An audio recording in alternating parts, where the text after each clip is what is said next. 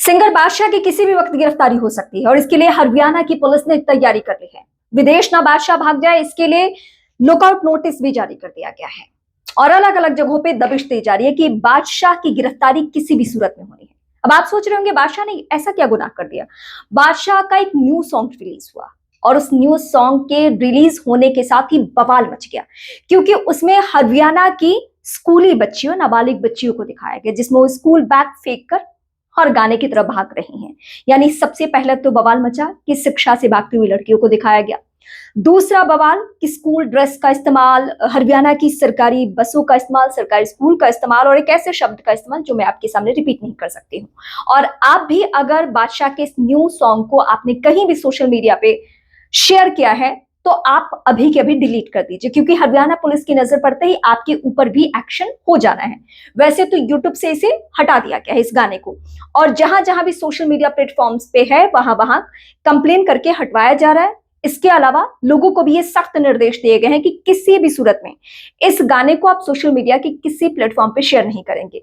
गाने की शब्दावली क्या है वो नहीं रिपीट कर सकती हूँ मैं। बादशाह ने स्कूली बच्चियों को लेकर, महिलाओं को लेकर ऐसे शब्द का इस्तेमाल किया है जो माफी के लायक ही नहीं है। कुछ लोगों की भावनाएं भड़क रही थी कि यादव जी की लव स्टोरी कैसे बना दी, घुसखोर पंडित कैसे बना दी, लेकिन इस मामले में हरियाणा पुलिस के सब शुक्रगुजार हो, खासकर महिला वर्ग, कि उन्होंने स्वतः संज्ञान लेते हुए खुद ही एफआईआर किया और खुद इस मामले में एक्टिव है।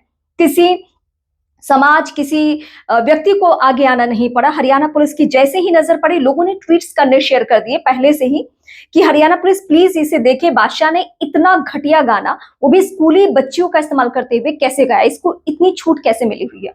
और जिस शब्द का इस्तेमाल किया गया है लड़कियों को लेकर, वो वाहियात है, वो आपत्तिजनक है किसी भी सूरत में। मतलब ये सारे गाने, ऐसी फिल्में कैसे सेंसर बोर्ड के जरिए पास हो जाता है। वैसे गाने को लेकर क्या रूल है ये भी बहुत डिटेल में जानकारी नहीं है कि गाने कैसे पास किए जाते हैं, लेकिन हाँ, कोई तो एक क्राइटेरिया होता होगा जिसके जरिए गाने अप्रूव किए जाते हैं। और बादशाह का इतना घटिया गाना, वैसे बादशाह ने पहला कोई एक्सपेरिमेंट नहीं किया है, इससे पहले भी बादशाह के एक से एक वाहियात गाने हैं, लेकिन लोग उस पर झूमते नाचते गाते हैं और इसीलिए इन लोगों की आदत बनी हुई है।